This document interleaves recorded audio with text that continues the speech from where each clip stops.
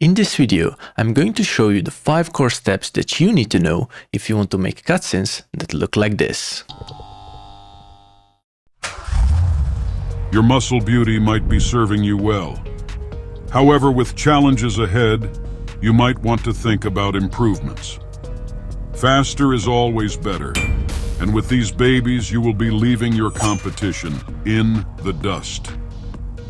With all that speed, you will need a way to dispose of your competition. I reckon this could do the job. With endless possibilities, choose the combination that suits best for your playstyle in order to engrave your name deep in the racing history.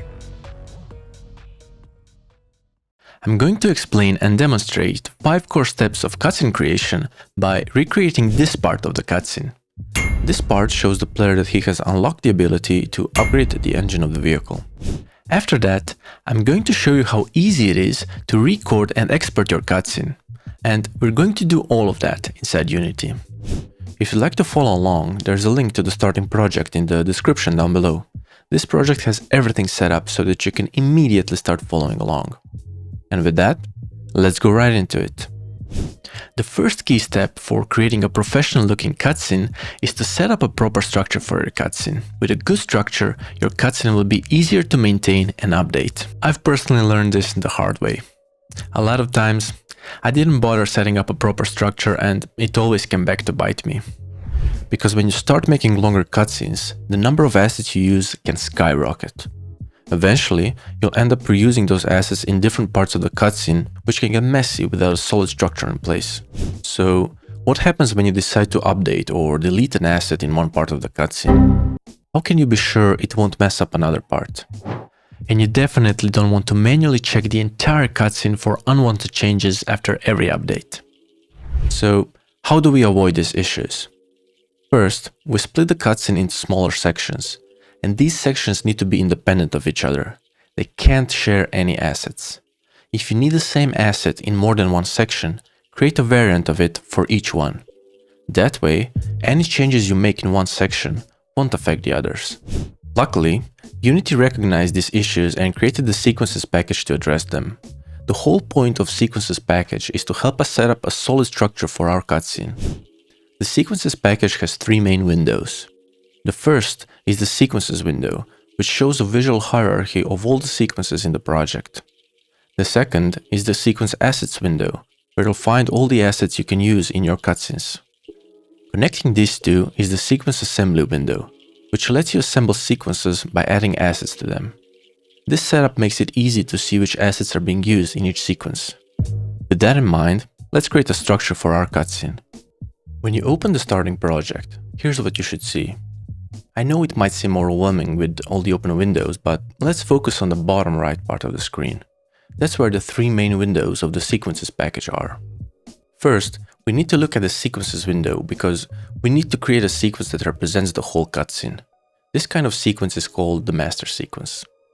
Just right-click on the sequences window and choose the Create Master Sequence option. Let's call it Vehicle Upgrade Cutscene. To keep things organized, we'll break the master sequence into smaller parts. Right-click on the new master sequence and choose the Create Sequence option. Then name it Engine Upgrade. This will be the first chapter of our cutscene. While we were creating these 2 sequences, the sequences package did a whole bunch of stuff behind the scenes. If you check the project window, you'll see a new sequences folder. Inside, there's another folder called Vehicle Upgrade Cutscene, which matches the name of our master sequence. This folder contains the playable timeline objects for our sequences. Also, the scene contains new objects that reflect the hierarchy of the sequences. We've created the first chapter of the cutscene, but it's currently empty. Let's add a vehicle asset to it. Adding objects to sequences involves 2 steps. First, we create a new sequence asset in the Sequences Assets window. Then, we bind that asset to the sequence through the Sequence Assembly window. So let's add a new sequence asset under the character category by right-clicking on it and selecting Create Sequence Asset. Let's name this new asset Upgradable Vehicle. This will automatically create a new upgradable vehicle prefab under the Assets, Sequence Assets, Upgradable Vehicle folder. It's just an empty prefab, so let's open it by double-clicking on it. I've prepared a car prefab for you to use. You can find it in the Assets Prefabs car folder. Drag and drop the car prefab into the hierarchy. You can now save and exit this prefab. We can now bind this asset to the sequence via the sequence assembly window. So let's do that now by first selecting the engine upgrade sequence. Take a look at the sequence assembly window. This window shows us which assets are currently used in the sequence. And right now, all the categories are empty because we haven't added any assets yet. So let's fix that. Click the plus sign under the character category in the sequence assembly window and select the upgradable vehicle option. We've now successfully added an asset to the cutscene. And thanks to the sequences package, we can now easily see where this asset is being used in the cutscene. If you check the scene, you will notice the upgradable vehicle prefab has been instantiated inside the engine upgrade object in the scene's hierarchy. And with that, we set up a solid structure for our cutscene, making it easy to tweak later. However, our cutscene is still pretty boring. It's just a still shot of a car. If you take a look at almost any cutscene, there's usually some movement. It could be the camera moving around an object or the character walking towards an objective. Or if absolutely everything is still, there could be a change in the light's intensity or in the volume of the music. The process of changing different properties over time is called animation and is the second key step for cutscene creation. In this tutorial, we're going to create the spawn animation for this engine piece. We will animate its position to achieve the effect of it slamming onto the hood of a car. And we're going to do that by using the timeline package. Before we dive in, I've set up a handy shortcut for switching to a window layout that's better suited for creating animations. Just click the animation button in the layout selection window on the left side of the screen. Start by selecting the engine upgrade sequence. This will automatically update the timeline view to show it. Right now, it only has an asset track for the upgradable vehicle we added earlier. Since we want to animate this asset, go ahead and double click it. To add animations in timeline, they need to be placed inside an animation track, which acts like a container for your object's animations. To add one, just click the plus button near the top left corner of the timeline window. Next, choose the object you would like to animate, which in this case is the engine. It's located inside of the upgradable vehicle hierarchy. Select it and drag it in the binding slot of the animation track. Oh no! When I clicked on the engine object, the timeline window reset. In order to prevent that from happening, you need to make sure to lock it. Select the engine upgrade sequence again, then double click on the upgradable vehicle track and then press on the lock icon located in the top right corner of the timeline window. Now, you can drag and drop the engine object into the animator binding slot. If the object doesn't have an animator component, Unity will prompt you to add one automatically. Before we can animate this engine piece, we need to activate it since it's currently disabled. We'll do this using the control track.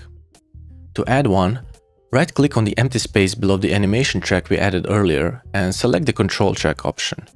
This track controls the activity of a certain object throughout the cutscene. Drag and drop the engine object onto the control track to activate it when our animation starts. Drag the beginning of the control playable asset to the frame 30, since this is where our animation will start. Then drag the end of the playable asset all the way to the end. This will keep the object active until the cutscene completes. If you don't see the frames on the timeline, click the timeline settings button in the top right corner of the timeline window and select frames to show them. Now, let's take a look at how easy it is to animate objects in timeline. Just by pressing this record button, we can start changing different properties of the object and the timeline will automatically create keyframes for us. You'll know it's recording by the blinking record indicator. So, press the record button and move the scrubber to frame 30. Then change the Y component of the position of the engine to 3 and set the scale to 0.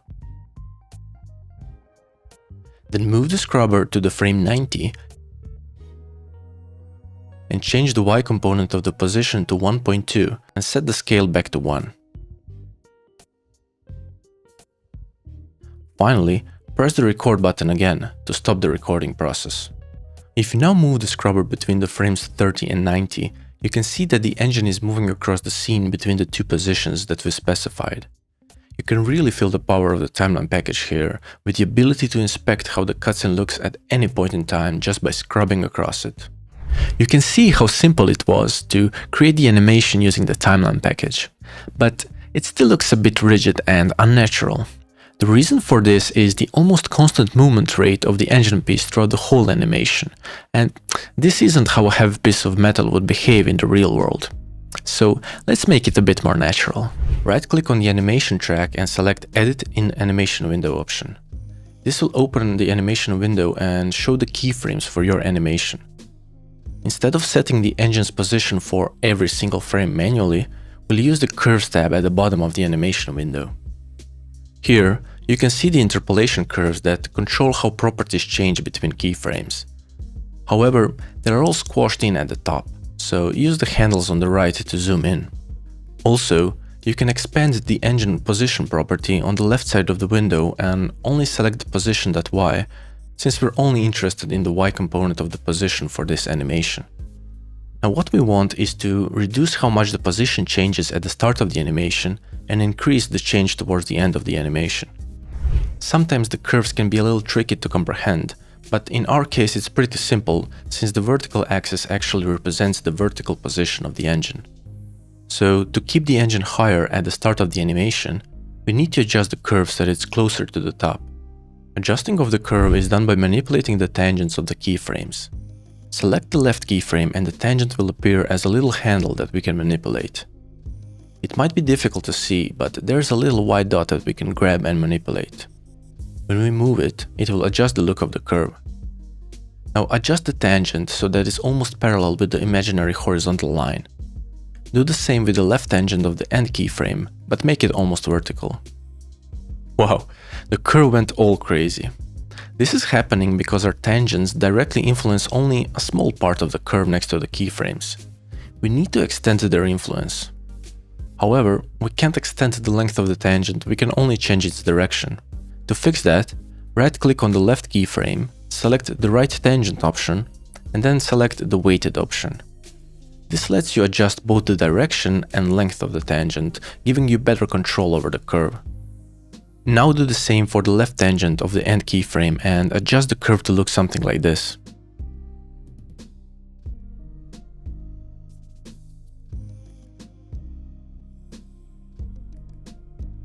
Play the timeline to see how it looks.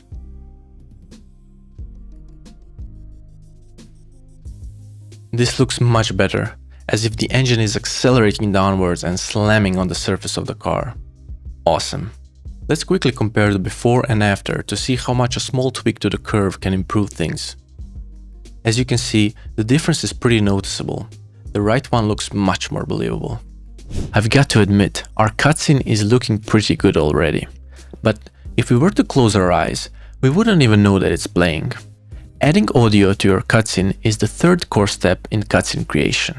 And here's a fun fact. People are more willing to watch videos with poor image quality than videos with poor audio quality. And since a cutscene is just like a mini video for your game, you definitely need to include some audio in it. Adding sounds to the cutscene is unbelievably easy. Create a new audio track by clicking on the small plus button in the top left corner of the timeline window and select the audio track. In Unity, sounds are emitted from the audio source component. So if you want to have a 3D sound playing from the scene, you can drag and drop its reference here. For this tutorial, this isn't that important, so we can leave that empty. The timeline will automatically create a 2D audio source and play the clips we put on the track. Find the Engine Slam audio file in the Assets audio folder and drag and drop it into the audio track. After that, select the clip you've just added and take a look at the inspector window. It shows properties that determine when will the audio clip start playing, its duration and when will it end. Also, it shows us if there's any volume blending specified and the curves that will be used to blend the volume. Finally, it shows the volume of the clip and whether it should loop or not. We wanted this sound to play at the exact moment when the engine hits the surface of the car. You can drag the clip on the audio track or specify the exact values directly in the inspector. Set the start property to frame 90. Adjust the duration to 90 frames. And set the volume to 0.3. Since our animation is to last longer now, select the master sequence and extend its end to the frame 180. Do the same for the upgradable vehicle sequence.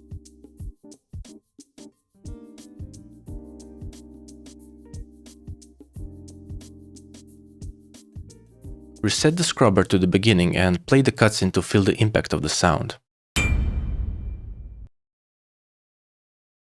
I think that the addition of audio just doubled the quality level of our cutscene. But why stop here? I feel we can definitely improve it a bit more with the fourth core step of cutscene creation, visual effects. Now, this step can be a bit broad, since it can be made in form of particles, custom shaders, or material transitions. For this tutorial, we're going to add metal sparks in form of a particle effect. I've already prepared a prefab containing the particle effect we could use, but we need to add it as a sequence asset to the cutscene.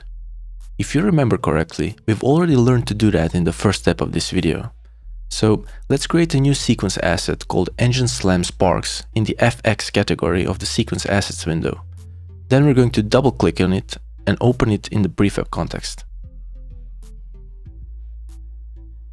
Drag the Sparks prefab from the Assets Prefabs folder into the hierarchy, then disable it.